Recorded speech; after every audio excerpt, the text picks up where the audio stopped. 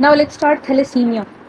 Thalassaemia क्या होता है? Thalassemia is basically a quantitative abnormality of globin chain synthesis. ठीक है, so thalassemia are inherited disorders caused by mutations in globin genes that decrease the synthesis of alpha और beta globin. So depending on the chain हम इसको classify करते हैं alpha thalassaemia में और beta thalassaemia में। अगर अल्फा चेन्स अफेक्ट हैं, उनकी एब्सेंस है या उनकी सिंथेसिस कम हुई हुई है, तो उसको हम अल्फा थैलेसीमिया कहेंगे, और बीटा कम है तो उसको हम बीटा थैलेसीमिया कहेंगे। ठीक है, decreased synthesis of one globin chain results not only in a deficiency of hemoglobin but also in red cell damage that is caused by precipitates formed from excess unpaired normal globin chain.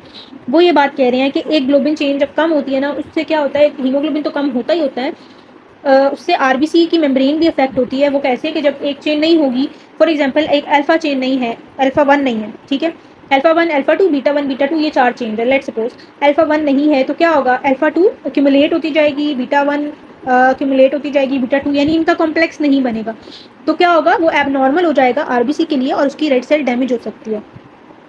The mutations that cause thalassemia are particularly common in Mediterranean, African and so on.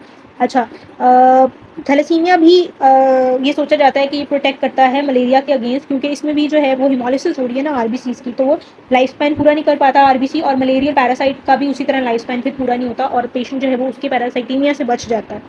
ठीक, pathogenesis क्या है? Pathogenesis में आपने mutation बतानी होती है basically in disease में।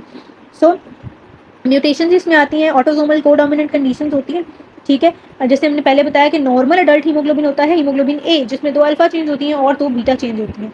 जो अल्फा चेन्स हैं उनकी कोडिंग होती है by 2 alpha genes that lying in tandem on chromosome number 16। आपने क्रोमोसोम नंबर 16 याद रखना है, 4 अल्फा चेन्स, और क्रोमोसोम नंबर 11 जैसे हमने सिकल सेल एनीमिया में पढ़ा था ना, बीटा चेन का तो वही क्रोमोसोम रहेगा।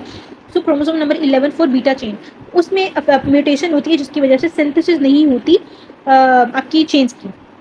अब यहाँ पर हमने इसको क्लासीफाई किया हुआ है, दैट टेबल इज गुड, ये आपको फीचर्स भी बता रहा है, जेनेटिक्स भी बता रहा है और टाइप्स भी बता रहा है। ठीक है, अब बीटा थैलेसीमिया को देखें तो उसकी 3 टाइप्स हैं, ये इंपॉर्टेंट है, ये आपने याद करनी है। अल्फा थैलेसीमिया की 4 टाइप्स हैं। पहले हम बीटा डिस्कस कर लेते हैं। तो बीटा में बीटा मेजर है, बीटा थैलेसीमिया इंटरमीडिया है और बीटा थैलेसीमिया माइनर है।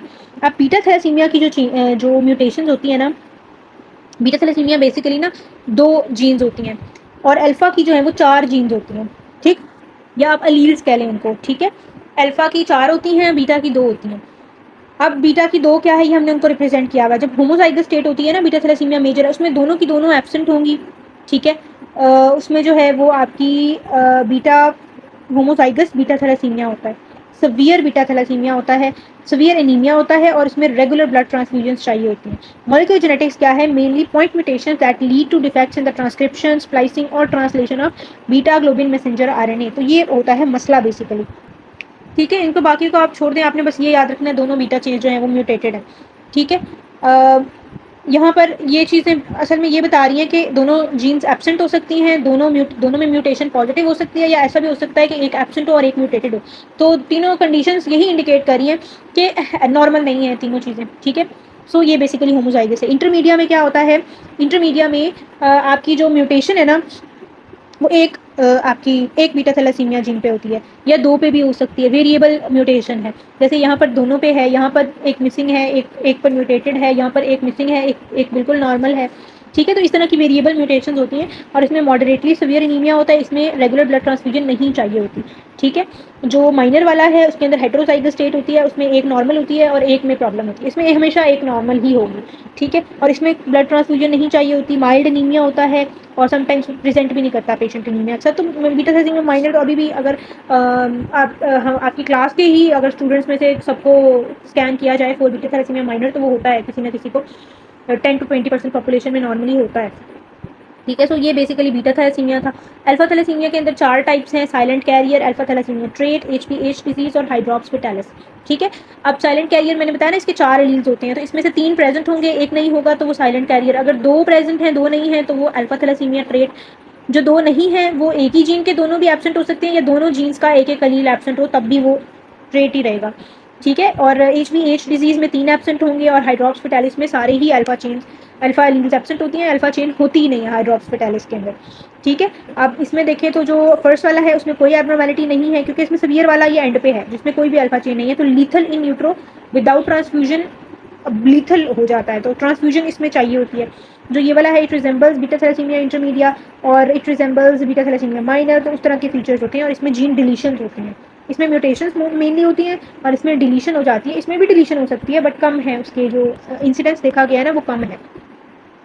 ठीक है, सो ये आपकी जो थी म्यूटेशन हो गई। अब हम आ जाते हैं बीटा थैलेसीमिया, उसके फीचर्स और उसकी, इन्होंने यहाँ पर वही टाइप्स एक्सप्लेन किए हैं, इससे मैं ये टेक्स्ट नहीं पढ़ूंगी। बेसिक हम जो डिफरेंशिएटिंग पॉइंट्स है ना वो डिस्कस करेंगे। सो दो कैटेगरीज में इसकी म्यूटेशन है कि या तो बीटा चेन बिल्कुल ही प्रोड्यूस नहीं हो रही, या अगर प्रोड्यूस हो रही है म्यूटेटेड है तो बहुत कम क्वांटिटी में प्रोड्यूस हो रही है। सो बीटा जीरो और बीटा पॉजिटिव भी मैंने आपको बता दिया, क्या उसकी इंटरप्रिटेशन है वो भी बता दिया। ठीक है, ये सारा कुछ हो गया हमारा। अब defective synthesis of beta globin and beta thalassemia contributes to anaemia through two mechanisms. अब दो तरह से एनीमिया होगा। ठीक है, एक तो HbA फॉर्मेशन नहीं होगी, HB डेफिशिएंसी हो जाएगी, small microcytic poorly haemoglobinised RBCs बनेंगे। और among all haemolytic anaemias thalassaemia is the only one जो माइक्रोसिटिक होता है, बाकी सारे हीमोलिटिक एनीमियाज नॉर्मोसिटिक होते हैं, साइज नॉर्मल होता है।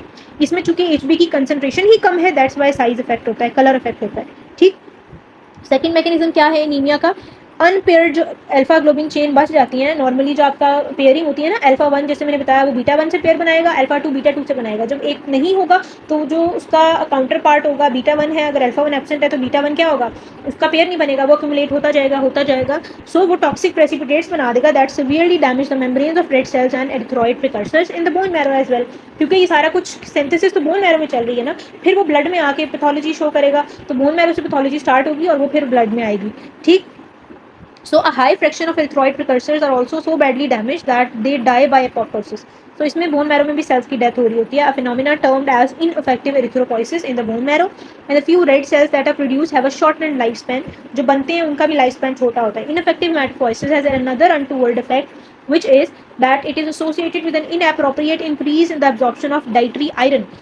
सेल्स को ऐसा लगता है क्योंकि माइक्रोसिटिक एनीमिया कॉज करता है ना ये, तो आपकी बॉडी को ऐसा लगता है कि आयरन की वजह से डेफिशिएंसी है, तो एक्सेसिव आयरन एब्जॉर्प्शन होने लग जाती है विदाउट एनी मेडिकल इंटरवेंशन। अगर कोई ना की जाए तो वो आयरन जो है वो आयरन ओवरलोड की तरफ पेशेंट को ले जाता है, और आयरन ओवरलोड जो है वो वेरी जो है वो आपके हीमोक्रोमेटोसिस कॉज करता है, और उससे फिर वो सीवियर कंडीशन अगर हो जाए तो डेथ भी हो सकती है। ठीक है, so the increased iron absorption is caused by inappropriately low hepcidin, which is the negative regulator of iron absorption. ये अगर आपने अभी आप लोग इसी मॉड्यूल में साथ साथ पढ़ोगे ना वो ड्रग्स आयरन वाली, सो एनीमिक एंटी एनीमिक ड्रग्स, तो उसमें आयरन भी हम यूज़ करते हैं।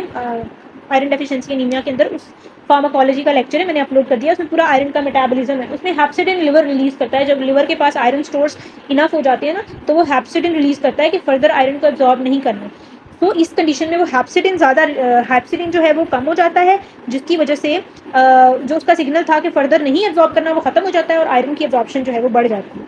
ठीक है, सो ये बीटा थैलेसीमिया के अंदर one of the complications is iron overload. अभी हम बाकी भी पढ़ेंगे, वो मैं आपको बताऊंगी, यहाँ पर इतना ही लिखा था। अल्फा थैलेसीमिया में क्या होता है, unlike beta thalassaemia, alpha thalassaemia is caused mainly by deletions. ये एमसीक्यू में आ सकता है। बीटा थैलेसीमिया में क्या इन्वॉल्वमेंट है, उसमें म्यूटेशन हो रही होती है मोस्टली, और अल्फा में डिलीशन हो रही होती है, इन्वॉल्विंग वन और more of the alpha globin genes. The severity of disease is proportional to the number of alpha globin genes that are deleted. अगर एक होगी तो वो कैरियर स्टेट होगी एंड सो ऑन, वो सब कुछ हम टेबल में पढ़ चुके हैं। ठीक है, अब जब अल्फा चेंज नहीं होंगी, अल्फा थैलेसीमिया के अंदर अल्फा चेंज नहीं होगी तो बीटा चेंज की एक्यूमुलेशन होगी। अगर फीटस है तो उसके अंदर गैमा चेंज की एक्यूमुलेशन होगी। तो excess beta globin and gamma chains form relatively stable beta 4 and gamma 4 tetramers known as HbH and Hb Barts. अब जो बीटा थैलेसीमिया होता है ना उसके अंदर जो मैंने पहले आपको पढ़ाया है उसके अंदर अल्फा चेंज की एक्यूमुलेशन होती है, क्योंकि उसके अंदर बीटा बेसिकली नहीं बन रही तो अल्फा एक्यूमुलेट होती जाएंगी, तो which is more dangerous for the RBC। Alpha chain की एक्यूमुलेशन ज़्यादा डेंजरस है as compared to beta chain की एक्यूमुलेशन जो कि यहाँ पे हो रही है। सो अगर नॉर्मल एडल्ट पर्सन है उसके अंदर बीटा की जब एक्यूमुलेशन होगी तो जो बनेगा उसको हम कहते हैं HbH, और गैमा अगर है बच्चा है फीटस है तो उसके अंदर गैमा 4 टेट्रामर्स बन जाएंगे, उसको हम कहते हैं Hb बार। ठीक है, जिससे मेम्ब्रेन स्टेबिलिटी उतनी अफेक्ट नहीं होती जितनी बीटा थैलेसीमिया में हो रही थी, which cause less membrane damage than the free alpha globin chains that are found in beta thalassemia. As a result, वो जो ineffective erythropoiesis थी ना वो alpha thalassemia में उतनी pronounced नहीं होती। Unfortunately, both HbH and Hb Bart have an abnormally high affinity for oxygen. इनकी अफिनिटी बहुत ज़्यादा है ऑक्सीजन का। अब उसका फ़ायदा तो है कि लंग से बड़ी अच्छी ऑक्सीजन ये पिक कर लेंगे, बट नुकसान ये है कि टिश्यूज़ के लेवल पर आकर उस ऑक्सीजन को ये छोड़ेंगे नहीं। ठीक है, जब छोड़ेंगे नहीं तो टिश्यूज़ को ऑक्सीजन नहीं मिलेगी तो क्या होगा, इस्कीमिक टिश्यू डैमेज हो सकता है। ठीक है, सो ये चीज़ थी आपकी इसके रिलेटेड मॉर्फोलॉजी। हम देखते हैं कि स्लाइड पर आपको क्या क्या चीज़ें नजर आएंगी थैलेसीमिया की। ठीक है, इसकी स्लाइड इधर आगे गिवन होगी, ये वाली।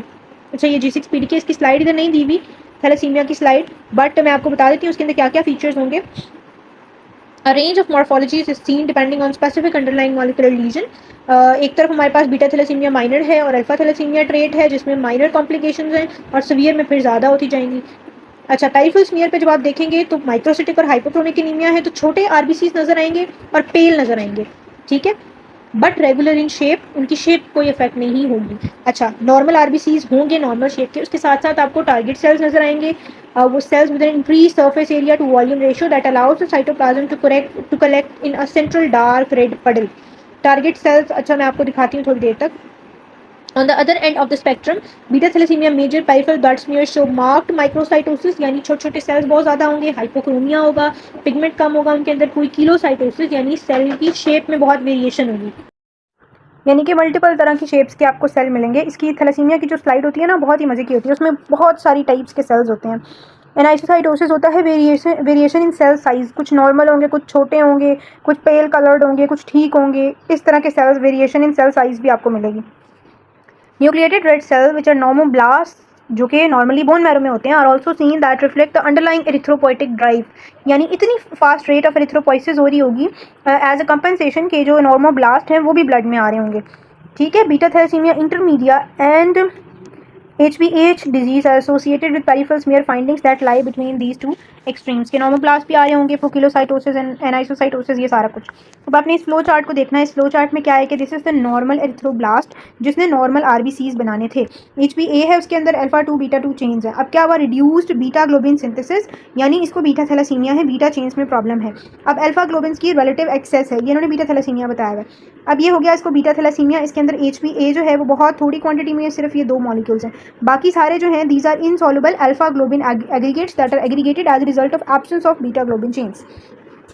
अब दिस इज एबनॉर्मल एरिथ्रोब्लास्ट। अब ये एबनॉर्मल एरिथ्रोब्लास्ट कहाँ है, बोन मैरो के अंदर है, ये बोन मैरो दिखाया हुआ। ठीक है, few abnormal red cells leave, जब वो लीव करेंगे तो वो क्या कैसा रेड सेल बनाएंगे, हाइपोक्रोमिक रेड सेल बनाएंगे, माइक्रोसिटिक रेड सेल बनाएंगे। ठीक है, उसके अंदर अल्फा ग्लोबिन एग्रीगेट होगा और थोड़ी सी अमाउंट में नॉर्मल HBA होगा। ये जो हाइपोक्रोमिक रेड सेल है ये चूंकि नॉर्मल नहीं है, it leads to extra vascular haemolysis, यानी जब स्प्लीन इसको देखेगा, मैक्रोफेजेस को देखेंगे, वो इसको इनगल्फ करके डिग्रेड कर देंगे। Destruction of aggregate containing red cells in spleen, अब उस एग्रीगेशन के नतीजे में क्या हिमोलिसिस हुआ है ना, हिमोलिसिस के नतीजे में पेशेंट को क्या होगा, एनीमिया हो जाएगा। ठीक है, और वो anaemia leads to tissue hypoxia, leads to erythropoietin increase directly and as well as through the blood transfusions, के जब एनीमिया होगा पेशेंट को फिर वो ब्लड ट्रांसफ्यूजन्स कराएगा। जब ब्लड ट्रांसफ्यूजन्स होगी तो उससे ये टिश्यू हाइपोक्सिया और ये एरिथ्रोपोइटिन इनका रिड्यूस हो जाएगा इफेक्ट, और नॉर्मली टिश्यू हाइपोक्सिया से, एनीमिया से जो बोन मैरो की एक्सपेंशन हो रही थी that leads to crew cut appearance of the skull in thalassaemia as well, और स्केलेटल डिफॉर्मिटीज़ हो रही थी, वो कम हो जाएंगी जब आप ब्लड ट्रांसफ्यूजन्स देंगे ऐसे पेशेंट को, यानी उसका ब्लड आप रिप्लेस कर देंगे नॉर्मल ब्लड से। ठीक होगी बात। But as a result of this repetitive blood transfusions patient जो है वो सिस्टेमिक आयरन ओवरलोड में चला जाता है, क्योंकि जब आप उसको ब्लड दे रहे हैं तो आयरन भी आ रहा है, और नॉर्मली उसके बॉडी के अंदर इनफ आयरन था, तो जब आप बाहर से एडिशन करे जा रहे हैं तो वो आयरन ओवरलोड हो गया, और जब क्रोनिकली आयरन ओवरलोड होता है ना तो it leads to a disease known as haemochromatosis. ठीक है, आपके डिफरेंट टिश्यूज़ के अंदर जैसे दिखाया हुआ है हार्ट में, लिवर में आयरन जो है वो एक्यूमुलेट होने लग जाता है, जो secondary haemochromatosis. Fine. So ineffective erythropoiesis दिखाई हुई है, most erythroblast die in bone marrow, उसकी वजह से भी आपकी जो है वो आयरन एब्जॉर्प्शन बढ़ जाती है और आयरन ओवरलोड में पेशेंट जो है वो चला जाता है। सबसे मेजर कॉम्प्लिकेशन बीटा थैलेसीमिया की MCQs में आए तो यही चीज़ है कि वहाँ पर सिस्टेमिक आयरन ओवरलोड में पेशेंट चला जाता है। ठीक होगी बात। तो ये चीज़ आपको यहाँ पर ये फ्लो चार्ट में दिखाने की कोशिश की गई है पैथोजेनेसिस है बेसिकली बीटा थैलेसीमिया मेजर की। ठीक है, यहाँ पर ये लिखा हुआ है। अच्छा, the in anatomic changes in beta thalassaemia major are similar in those seen in other haemolytic anaemias, but वो ज़्यादा सीवियर होते हैं मेजर वाले केस में। Ineffective erythropoiesis and haemolysis result in a striking hyperplasia of erythroid progenitors. ये हम पिछली शुरू से जब से हम हीमोलिटिक एनीमिया शुरू किए हैं यही चीज़ पढ़ते आ रहे हैं कि एरिथ्रॉइड प्रोजेनिटर्स का हाइपरप्लेजिया हो जाता है with a shift towards early forms. ठीक है, एक टर्म बोली जाती है शिफ्ट टू द लेफ्ट। ठीक है, कि नॉर्मली क्या हो रहा है, जब आपके ब्लड सेल्स नॉर्मल डिफरेंशिएशन करें ना तो वो ब्लास्ट से साइट की तरफ जा रहे हैं। ठीक है, यानी नॉर्मोब्लास्ट है, नॉर्मोसाइट है, फिर रेटिकुलोसाइट आएगा, फिर यानी ब्लास्ट सेल्स और the precursor sales.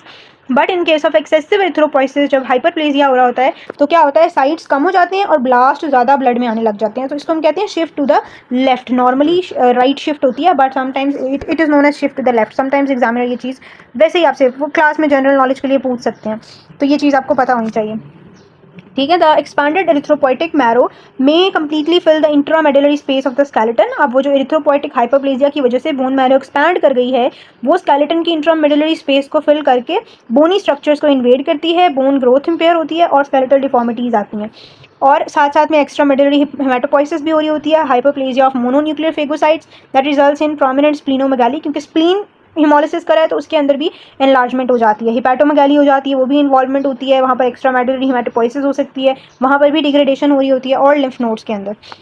The ineffective erythropoietic precursors consume nutrients and produce growth retardation and a degree of cachexia reminiscent of that seen in cancer patients.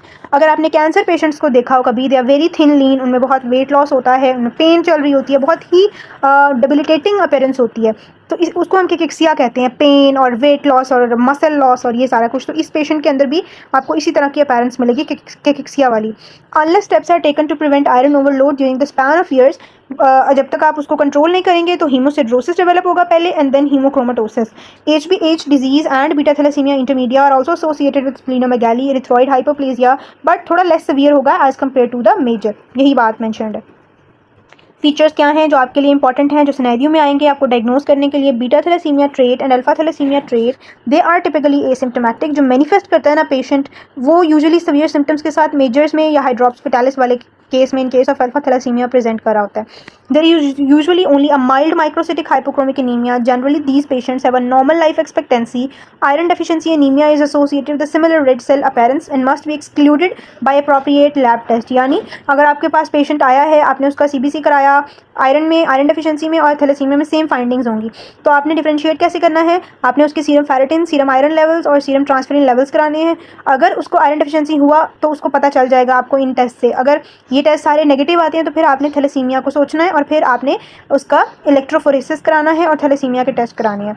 Beta thalassaemia major manifest postnatally as HbF synthesis diminishes. ये भी तभी manifest करेगा जैसे sickle cell anaemia, जब HbF की concentration fall कर जाती है ना। फिर affected children suffer from growth retardation that commences in infancy, they are sustained by blood transfusions. यानी इन पेशेंट्स को बहुत रेपिटेटिव ब्लड ट्रांसफ्यूजन्स की जरूरत होती है that improve the anaemia and reduce the skeletal deformities associated with excessive erythropoiesis.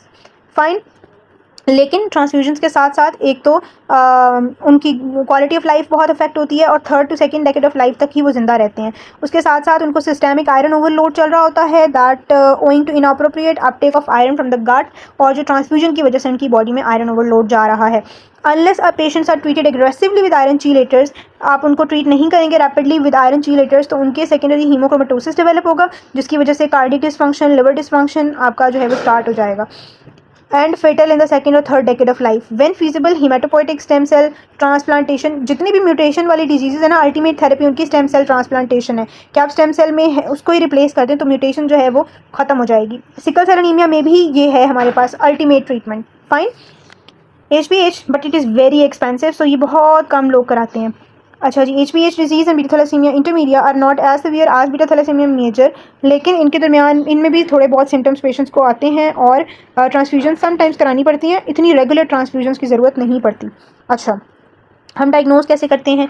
Diagnosis हम इसका करते हैं क्लिनिकल ग्राउंड्स के ऊपर और इलेक्ट्रोफोरेसिस के ऊपर। It shows a profound reduction और एब्सेंस ऑफ HbA, और आपको HbF के लेवल्स जो हैं वो ज़्यादा मिलेंगे।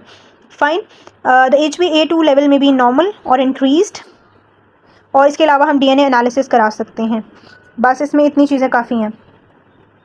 सो ये आपका था जी थैलेसीमिया। अच्छा, थैलेसीमिया की स्लाइड इधर नहीं दी हुई। थैलेसीमिया की स्लाइड ना थोड़ी थोड़ी ऐसी होती है। अच्छा, इसमें आपको ना मैं आपको टारगेट सेल्स दिखा देती हूँ। ये इसमें ये फ्रेगमेंटेड सेल्स दिखाए हुए हैं, ठीक है। ये फ्रेगमेंटेड RBCs होते हैं जिनके फ्रेगमेंट्स हुए हुए हैं, ठीक है। और target cells I will show you.